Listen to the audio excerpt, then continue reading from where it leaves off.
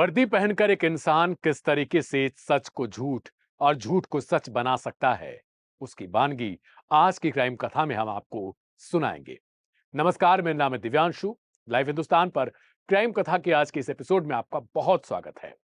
गाजियाबाद की इस कहानी की शुरुआत होती है एक चमकदार प्रेस कॉन्फ्रेंस से और खत्म होती है कोर्ट के एक आदेश पर। तारीख थी 26 और 27 अक्टूबर की दरमियानी रात और जगह थी गाजियाबाद का क्रॉसिंग रिपब्लिक थाना। उस रात पुलिस ने एक एनकाउंटर की घोषणा की जिसमें 4 बदमाशों को गिरफ्तार करने की बातें कही गई थी। पुलिस का दावा था कि यह चारों युवक यात्रियों को ऑटो में बिठाकर लूटते थे, महिलाओं से जेवर छीनते थे और इनका एक गिरोह था।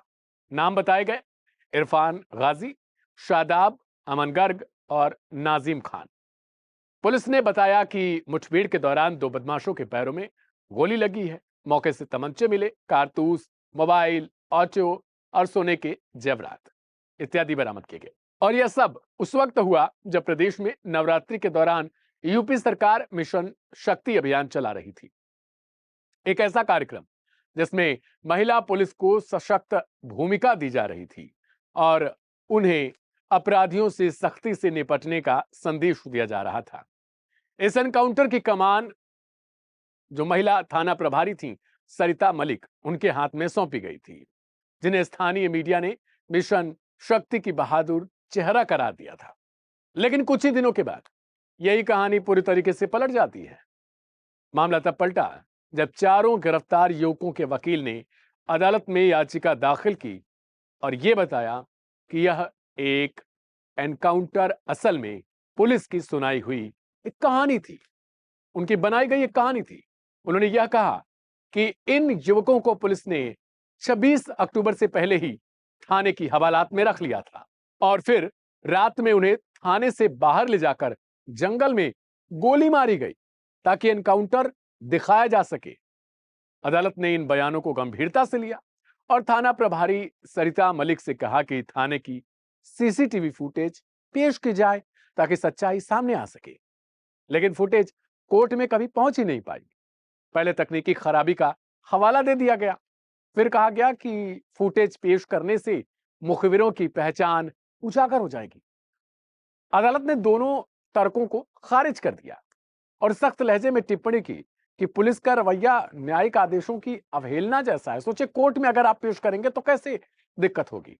इसी बीच चारों युवकों की तरफ से जब उनके वकील ने एक पेन ड्राइव अदालत में जमा करवाई जिसमें कथित तौर पर यही सीसीटीवी फुटेज थी जो दिखाई जा सकती थी कि वे थाने में पहले से मौजूद थे।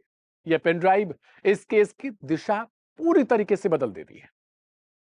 अब अदालत की तरफ से कहा जाता है जब आदेश के बावजूद फुटेज नहीं दी जा रही थी तो मामला अब साधारण नहीं रहा और यहीं से वो मोड़ आता है जिसने पूरे यूपी पुलिस सिस्टम को हिला दिया। कोर्ट नंबर 7 के एसीएम ने थाना प्रभारी सरिता मलिक के खिलाफ मुकदमा दर्ज करने का एक आदेश दे दिया और कहा कि अब इस पूरे एनकाउंटर की जांच नए स्तर पर की जाए। कोर्ट ने गाजियाबाद के मुख्य चिकित्सा अधिकारी को यह आदेश दिया कि एक मेडिकल बोर्ड गठित किया जाए और चारों युवकों का मेडिकल परीक्षण कराया जाए ताकि उनकी जो चोट है, उनकी प्रकृति, संख्या और समय का ठीक ठीक अनुमान लगाया जा सके। अदालत ने अपने आदेश में कहा कि अगर गोली के निशान और बयान में विरोधाभास मिलेगा तो इसका मतलब होगा कि एनकाउंटर की कहानी में कई परतें छिपाई गई। यह आदेश सिर्फ जांच नहीं बल्कि सिस्टम की साख पर भी एक सवाल खड़े कर रहा था। दरअसल यह एनकाउंटर उस वक्त हुआ था जब पूरे प्रदेश में महिला पुलिस के नेतृत्व को दिखाने के लिए मिशन शक्ति का प्रचार नवरात्रि के दौरान से शुरू कर दिया गया था। महिला थाना प्रभारी सरिता मलिक उस समय इस मिशन की स्थानीय प्रतीक बन चुकी थी। अखबारों और चैनलों में उनकी खूब तस्वीरें आई कि कैसे उन्होंने 4 अपराधियों को मुठभेड़ में गिरफ्तार कर लिया।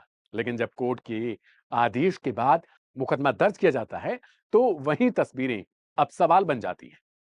पुलिस के दावे और कोर्ट में रखे गए तथ्यों के बीच की दूरी हर दिन बढ़ती जा रही थी। स्थानीय पुलिस अधिकारी इस पर कुछ भी बोलने से बच रहे हैं। उनका कहना है कि मामला कोर्ट में है और जांच चल रही है। कानूनी विशेषज्ञों का मानना है कि अगर मेडिकल रिपोर्ट और सीसीटीवी फुटेज में विरोधाभास सामने आया तो यह केस पूरी पुलिस व्यवस्था के लिए एक मिसाल बन जाएगी, क्योंकि यह सिर्फ 4 युवकों का एक थाना प्रभारी की कहानी नहीं रहेगी, बल्कि उस पूरे तंत्र की हो जाएगी जिसमें प्रदर्शन, दबाव और पदक के बीच कभी-कभी सच कुचल जाता है। गाजियाबाद की उस रात की स्याही अब धीरे धीरे सूख रही है, लेकिन सवाल अब भी बाकी है। क्या एक एनकाउंटर ऐसा था, एक योजनाबद्ध कहानी की तरह? क्या मिशन शक्ति की आड़ में दिखाया गया साहस किसी साजिश की परछाई था? और अगर पेन ड्राइव में दिख रही फुटेज सही निकली तो क्या यह पूरी पुलिस की छवि पर सबसे बड़ा धब्बा साबित होगी? अदालत का अगला कदम तय करेगा कि न्याय का पलड़ा किस ओर झुकेगा, पुलिस की गवाही पर या उन 4 गोलियों के निशान पर जो अब भी सच्चाई की तलाश में। आपको बता दें कि यूपी में सीएम योगी आदित्यनाथ की सरकार है और उनकी तरफ से लगातार इस बात के लिए पुलिस अधिकारियों पर प्रेशर बनाया जाता है कि सच्चाई के साथ जो काम किए जाएं वो त्वरित हो। और शायद अब धीरे धीरे एक मुखिया की बातों को सुनने के बावजूद उसे नजरअंदाज करती हुई यूपी पुलिस अपने ही अंदाज में आ चुकी है कि उसे पदक लेना है, मीडिया में खबरें आनी चाहिए, और किसको गोली मारी जा रही है यह भी अपने आप में बहुत बड़ा सवाल बन जाता है। क्या जल्दबाजी के चक्कर में यह सब कुछ किया जा रहा है? प्रमोशन के चक्कर में यह सब कुछ किया जा रहा है?